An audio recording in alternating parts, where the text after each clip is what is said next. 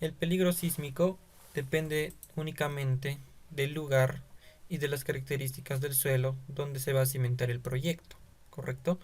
Ahora, la acción sísmica que influye va a depender de unos factores que vendría a ser el factor de zona sísmica Z, el factor de sitio o los parámetros de sitio, en este caso el factor de suelo S, el periodo corto, el periodo largo, y también va a depender del uso de la edificación, del sistema sismo resistente R y de las características dinámicas como son el periodo fundamental de la edificación, del coeficiente de amplificación sísmica y además de ello del peso de la edificación. Básicamente, ¿a qué se refiere? Por acá vamos a explicar un poco. ¿Ya? Muy independiente de qué edificación tengamos, ¿ya? Puede ser un colegio, puede ser un hospital, puede ser un teatro, un cine, una edificación de oficinas, ¿correcto? Puede ser cualquier, en este caso, cualquier tipo de edificación, ¿ya? Esta edificación va a estar cimentada y aquí va a tener en este caso, un nivel de terreno natural, ¿ya? De esta manera. Entonces, bueno, por acá va a ser el nivel de terreno natural, de esa manera. Entonces, la norma nos da una forma de cómo realizar la influencia del sismo. En este caso nosotros estamos definiendo el sismo, ya estamos definiendo el sismo, eh, y nos dice cómo podemos aplicar en este caso la influencia del sismo en la edificación, ¿no? Nosotros sabemos que el sismo se ocasiona y lo que hace es influir una aceleración, ¿no? Una aceleración, ¿ya? Dependiendo qué aceleración sea, muy independiente a eso, nos dice que se debe aplicar una fuerza, ¿ya? En la base, ojo, una fuerza, y en este caso esto es una fuerza inercial, ¿no? Y luego nos dice, esta fuerza tiene que ser aplicada en todos los niveles, pero va a tener que ser distribuida. Y también nos dice una manera de cómo distribuir, ¿no? Entonces va a ser una fuerza Fi que va a estar aplicada en el centro de masa de cada nivel, ¿no? Y nos dice cómo vamos a calcularlo, o cómo vamos a, en este caso, calcular estas fuerzas que van a ser distribuidas, ¿no? De esta manera. Ahora, vamos a estudiar primero, en este caso, esta fuerza general, y distribuirlo ya va a ser un poco más sencillo.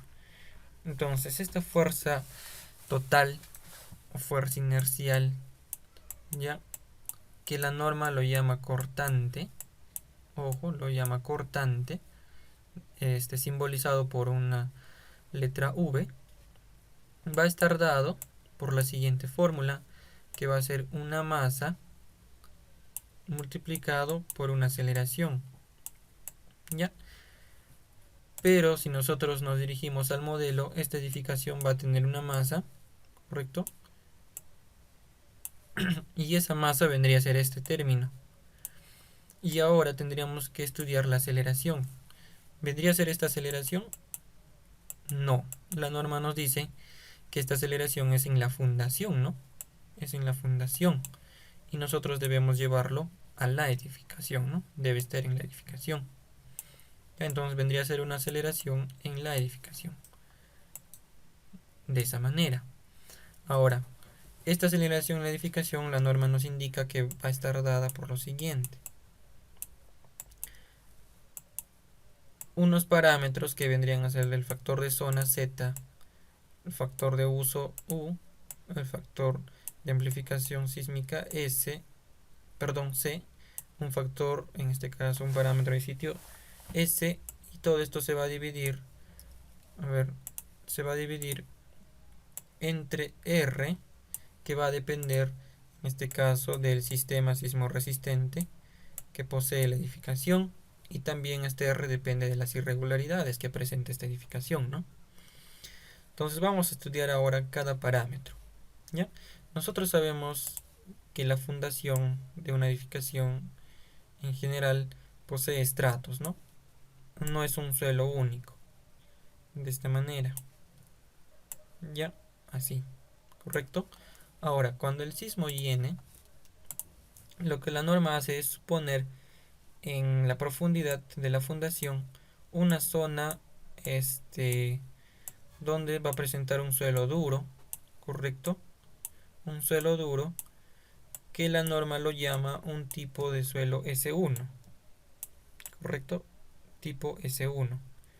Y la norma lo estudia como si la aceleración llegara en este suelo duro. Y si nosotros vemos en la norma, a este le hace suponer un factor de 1, ¿correcto? ¿Qué implica este 1?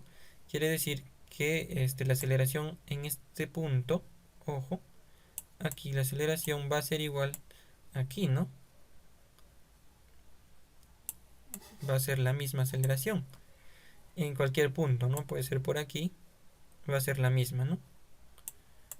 Ahora, debajo tenemos lo que sería la roca, ¿ya? Y la norma nos dice la roca ya es un suelo muy duro, ya es una roca dura, ¿correcto? Y nos dice si queremos llevar esta aceleración a la roca, debemos multiplicarlo por un factor de 0.8, ¿correcto? Pero ahora, hay que estudiar correctamente esta aceleración, ¿ya? La norma nos indica que esta aceleración en todas las partes, en este caso, es diferente, ¿no? Si nosotros tenemos, por ejemplo, por acá el Perú, correcto, no era algo arbitrario, ¿no? De esta manera, ¿ya? Y nosotros, de acuerdo a la teoría moderna, nos indica que por aquí pasa el cinturón de fuego, correcto, y que va a presentar zonas donde el peligro sísmico es mucho mayor, ¿no? Por esta zona, por ejemplo, nos indica que va a tener un mayor peligro donde las aceleraciones van a ser más grandes, ¿no? Y esto va a concernir a un estudio de microzonificación sísmica que subdivide el Perú, en este caso, en diferentes zonas, ¿no? De acuerdo al peligro. Ahora, esta aceleración, por ejemplo, puede ser que por aquí se produzca una aceleración de 0. En este caso, o 2 en 2 segundos, ¿no? 2 centímetros por segundo, ¿no? Al cuadrado, ¿correcto? Arbitrario, ¿no? Y por ejemplo, por acá se puede producir este 5 centímetros por segundo al cuadrado, ¿no? Por ejemplo, una aceleración de esa manera. Ahora, la norma no te va a estudiar cada aceleración, ¿no? Entonces, lo único que hace es tomar un porcentaje en este caso respecto a la gravedad. O sea, ¿a qué me refiero? ¿No? Si nosotros tenemos una aceleración, por ejemplo, cualquiera, lo que hace es simbolizarlo como un porcentaje de la gravedad, ¿ya? Y a esto lo va a llamar Z, ¿ya? A este porcentaje lo va a llamar Z, ¿ya? Un factor de zona, Z. Por ejemplo, si esta aceleración, ¿ya? De acuerdo a estudios, resulta que es en este caso, 49% AdG, ¿ya? De la gravedad, entonces dice que el factor de zona Z va a ser igual a 0.49G, ¿ya? Ahora, el Perú no puede estudiar para cada uno, en este caso, la norma no puede estudiar y decir para cada uno cuánto es ese porcentaje. Entonces lo que toma es darnos por regiones, o en este caso por estudio, y nos muestra el siguiente mapa, ¿no? Voy a pasar rápidamente este mapa, ¿no? Y lo clasifica por zonas. Y para cada uno nos da un valor que pertenece a un porcentaje de la gravedad. Por ejemplo, en la zona 1 dice que es 0.45G, ¿ya? Y eso corresponde a un promedio de toda esta zona, ¿no? De la zona 4. Ya, entonces aquí se ocasiona este factor de zona Z, ¿correcto? Una vez que se ocasiona el factor de zona Z, dice, no, la norma hay que llevarla a la edificación. Y bueno, nosotros sabemos que puede haber acá un estrato I1, puede haber acá un estrato I2, ¿correcto? Y la norma dice, ahora para llevarlo esta aceleración a la base de la estructura, lo que tenemos que hacer es multiplicar ese Z por un factor de suelo, ¿ya? Un factor de suelo, que nos da unas tablas donde podemos calcular este factor de suelo, ¿no? Y este factor de suelo va a depender tanto de este factor Z y del suelo de fundación de la edificación, ¿no? Pero bueno, ahí ya lo va amplificando, ¿no? Y esto se va a amplificar de acuerdo a qué tipo de suelo sea. Por ejemplo, si aquí yo tenía una aceleración de 1 cm/s, con este factor de suelo, lo que va a hacer es amplificarse, ¿no? Por ejemplo, para un tipo S2, ¿ya? Este factor de suelo es 1.15. ¿Qué quiere decir? Que se va a amplificar en un 15% esa aceleración, ¿no? De esa manera.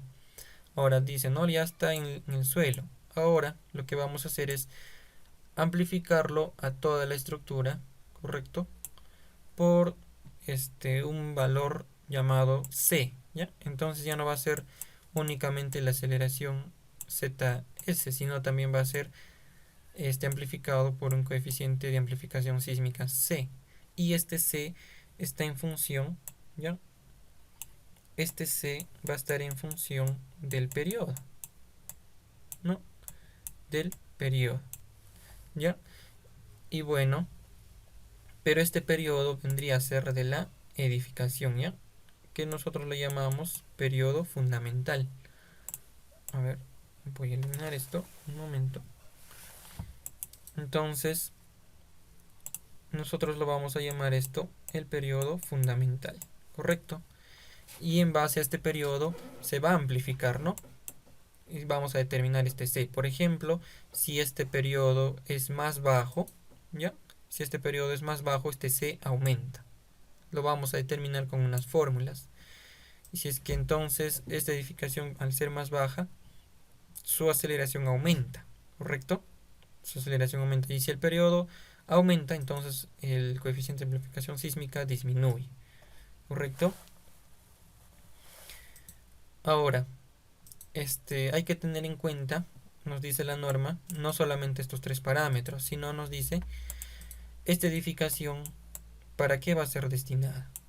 Puede ser una vivienda, puede ser un colegio, puede ser una oficina, puede ser un colegio, en este caso un hospital, puede ser un hospital, puede ser un cine, puede ser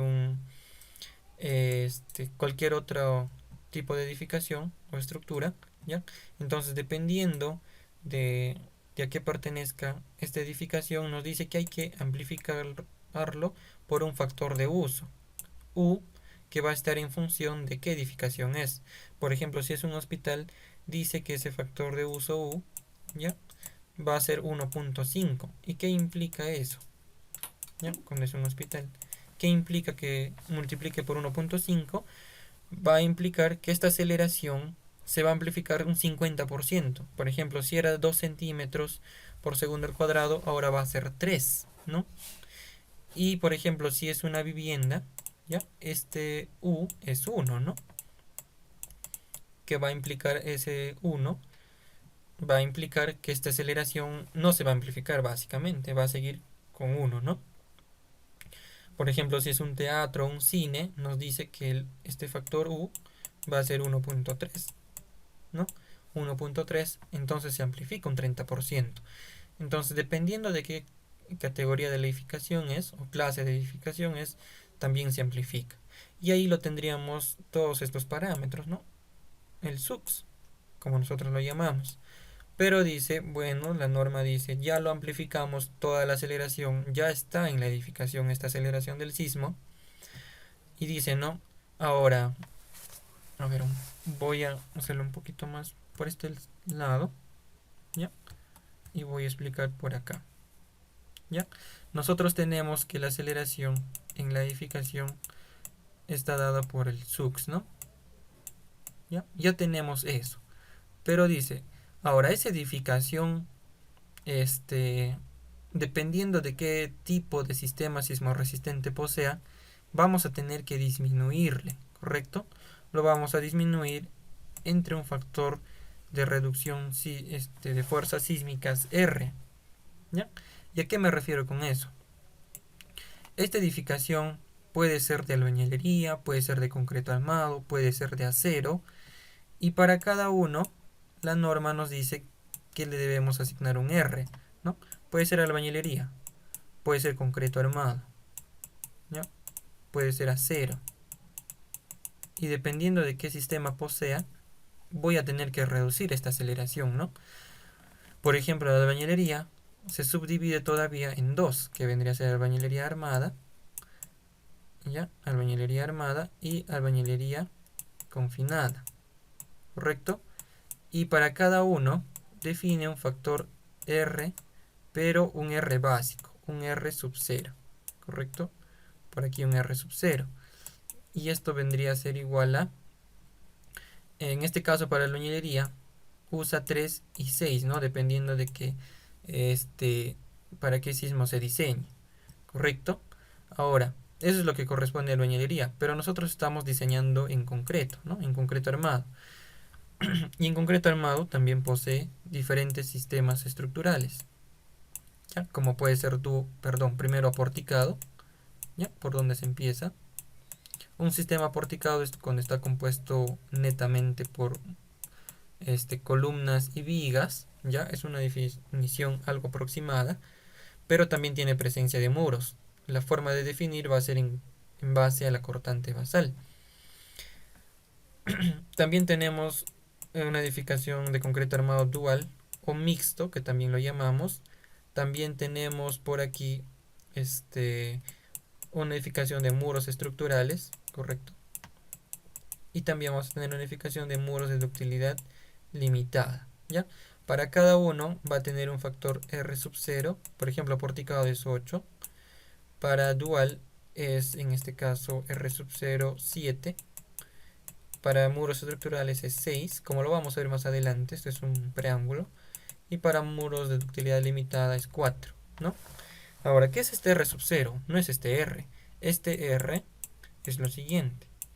Es un R sub 0 multiplicado por una irregularidad en altura, ¿ya? Y multiplicado por una irregularidad en planta, ¿ya?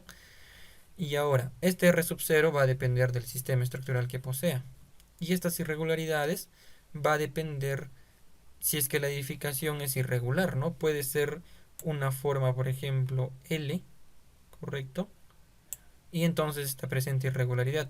Pero puede ser una edificación tanto en planta como en elevación de forma simétrica, entonces no va a presentar, ¿no? Irregularidad. ¿Ya? Ahora, por ejemplo, si es que acá presenta esta irregularidad, la norma nos dice que hay que reducir este factor de R, ¿no?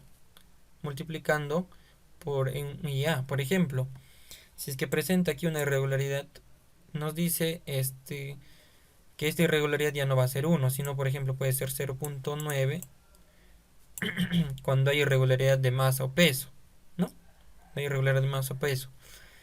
Ahora, ¿qué implica que yo reduzca? Por ejemplo, si es que acá se asigna 0.9, ¿correcto? Este R va a cambiar, ¿no? Por ejemplo, aporticado, que sea 8 por, y que no tenga irregularidad en planta, que sea 1 nomás, ¿ya? Es un ejemplo general, ¿ya? Ahora, por ejemplo, yo aquí tendría, ¿no? Es un ejemplo, que toda la aceleración ya en la edificación valga 8 centímetros por segundo al cuadrado, ¿ya? Ahora, este R, si es que fuera porticado y no tuviera irregularidad, o sea, sería 1 y 1, sería 8, ¿no? Y si yo lo divido, esto sería 1, ¿no? Entonces la aceleración disminuye bastante, ¿no? De 8 a 1 es mucho. En este caso es bastante, ¿no? Pero ¿qué pasa si esta edificación, por su arquitectura, presenta una irregularidad? Entonces este R ya no va a ser 8, va a ser en este caso 7.2, ¿no? 7,2. De esta manera, ¿no? Ahora, lo que va a pasar es que si es que este R disminuye, ojo, y yo pongo acá ya 7.2, esa aceleración va a aumentar, ¿no? Ya no va a ser 1, lo que vamos a tener ahora va a ser lo siguiente, 8 entre 7.2 es 1.1, ¿no? Bueno, no se ve mucho la diferencia, ojo, es 1.1, pero la aceleración obviamente no es 8 centímetros por segundo al cuadrado, ¿no? Va a depender mucho, en este caso, de estos factores. Ahora, eso es por una parte, ¿no? Ya tenemos definido todos estos parámetros a una ciencia más o menos algo aproximado, ¿ya? Ya se definieron todos sus conceptos. Pero para recalcar aquí, la norma aquí lo reduce, ¿no? Voy a enfatizar, ¿no? La norma aquí lo reduce, pero nosotros sabemos que va a llegar esta aceleración, pero la norma lo está reduciendo. Entonces, ¿qué hace la norma? La norma al final, ¿ya? Al final regresa este R, ¿no? Por ejemplo, si nos sale un desplazamiento, en este caso nos van a salir desplazamientos elásticos, por ejemplo, de 10 centímetros, ¿ya? De 10 centímetros. La norma lo que hace es multiplicar ya que nosotros necesitamos desplazamientos inelásticos, multiplicar ese 10 centímetros, ¿ya? Ese 10 centímetros por R, ¿no? Y por un porcentaje, ¿ya? Por un porcentaje puede ser 0.75 o 0.85, dependiendo de qué edificación sea, si es regular o irregular. Bueno, esto me van a entender más adelante, ¿correcto? Pero por ahora lo que quiero decir es que le devuelve el R, ¿no? Solamente es esto a manera de ejemplo. Entonces, estábamos en que nosotros definíamos estos parámetros. Ya, para la zona del proyecto también debemos definirlo. Pero bueno, ahora teniendo ya como conocimiento base estos parámetros, vamos a pasar al PPT a desarrollar un poco más, ¿no? Estábamos aquí mencionando que la acción sísmica dependía. Ahora voy a poner por aquí un momento. Ya. A ver, teníamos lo siguiente.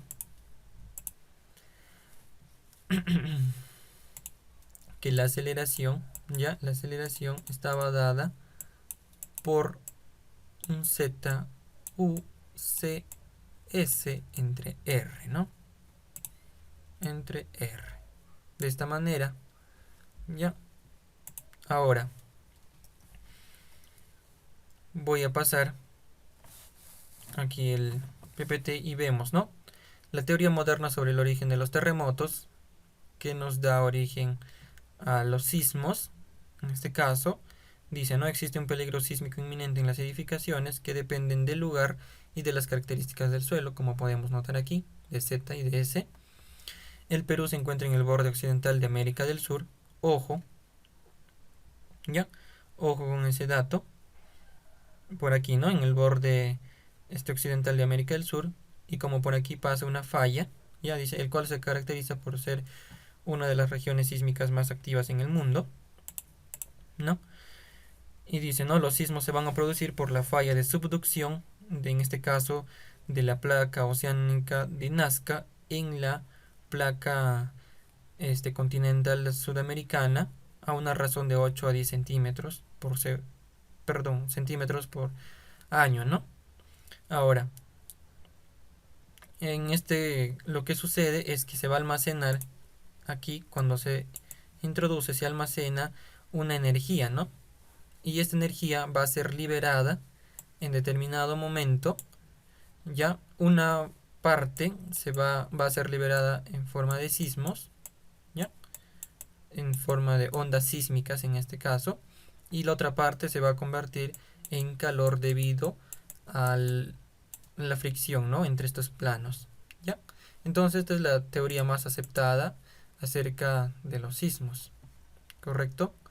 Muy bien, por acá tenemos el tipo de ondas sísmicas, tenemos tanto las ondas internas como tenemos las ondas superficiales. En las ondas internas vamos a tener la onda sísmica P, que es la más rápida, y la onda sísmica S, que es un poco más lenta, ¿no? Estas son ondas internas, y también tenemos las ondas superficiales, que son la onda Love y la onda de Rayleigh, ¿no?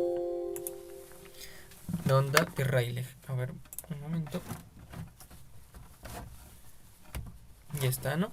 Entonces tenemos estas que son superficiales, pero ambos tienen un comportamiento diferente. Por ejemplo, la onda Love es en esta forma, ¿ya? Y son las que ocasionan mayor daños a las edificaciones. Y las ondas Rayleigh son de una manera que ocasiona una especie de momentos, ¿no? Algo así, que envuelve, ¿no? Entonces, estas son las que más afectan, ¿no?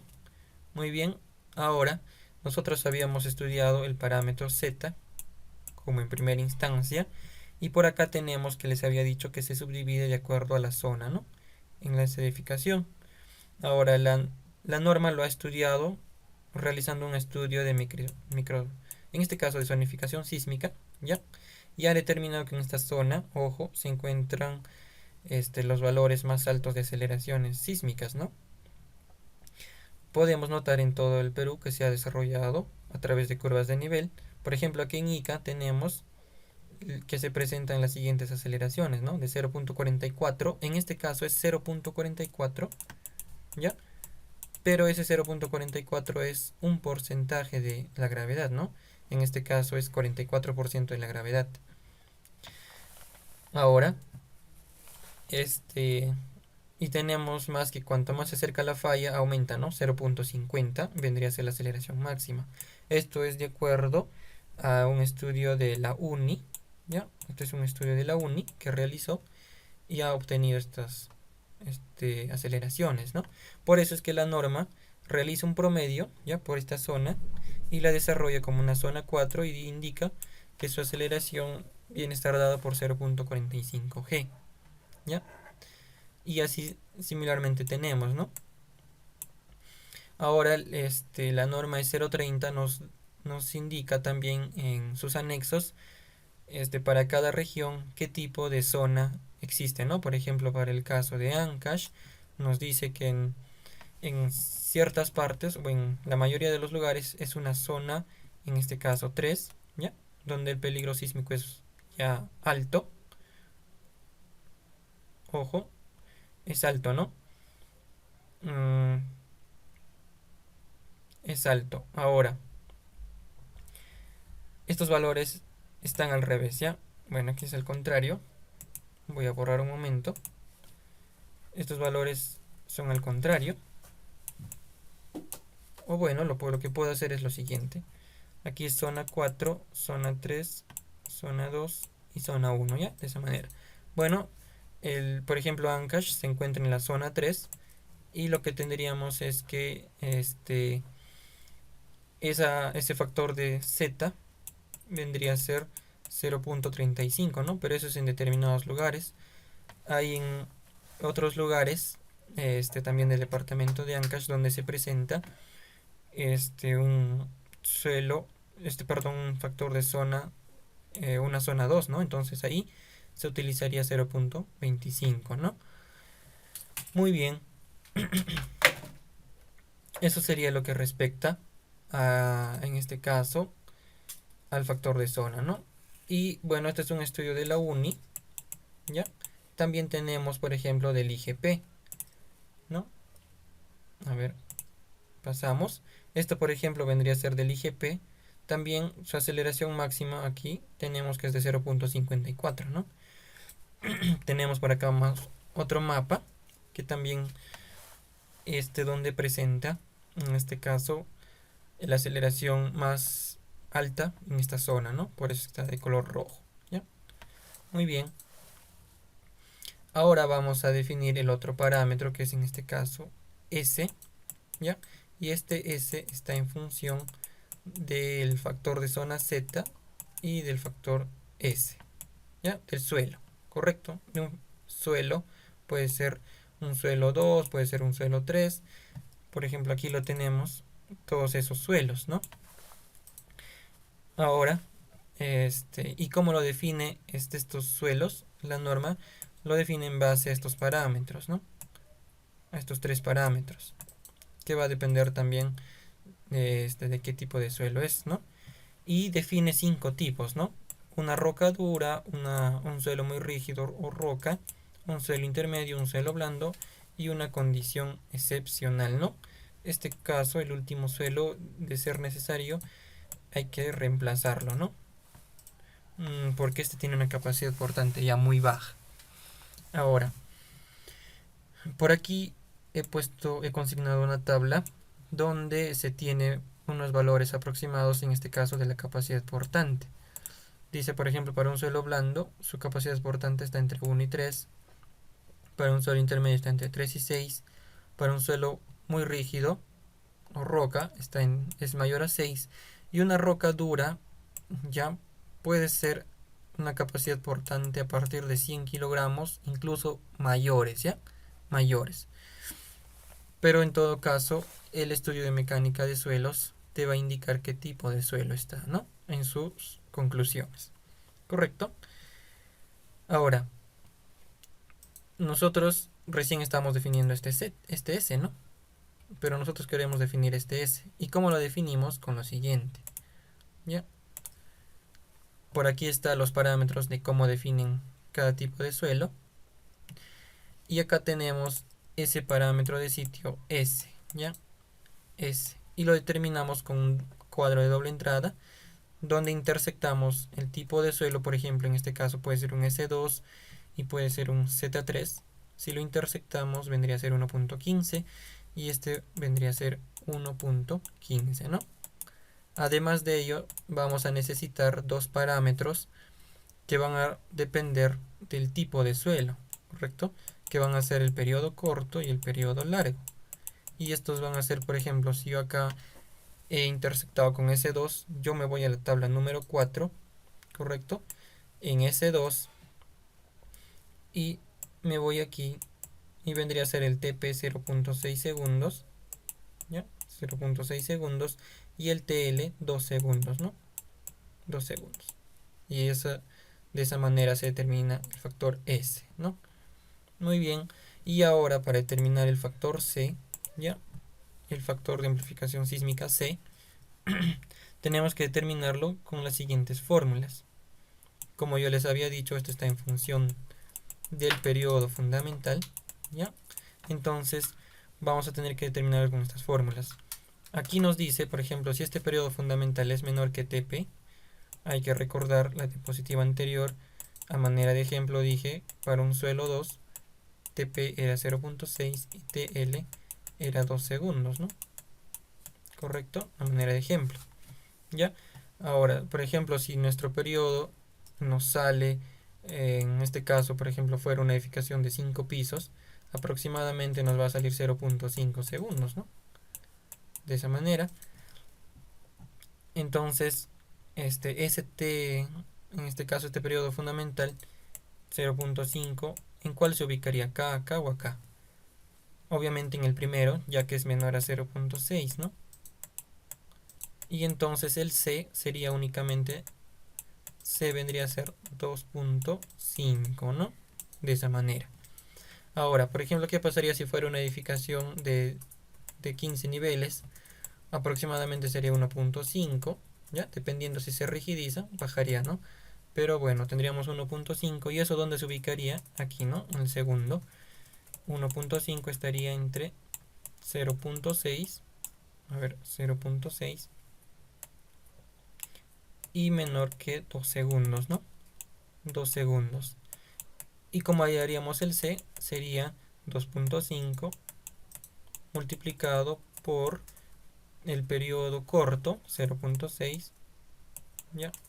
0.6, y esto lo voy a dividir entre el periodo fundamental, que vendría a ser 1.5. Ahora la norma indica que tenemos que hacerlo para ambas direcciones, tanto para X como para Y, ¿no?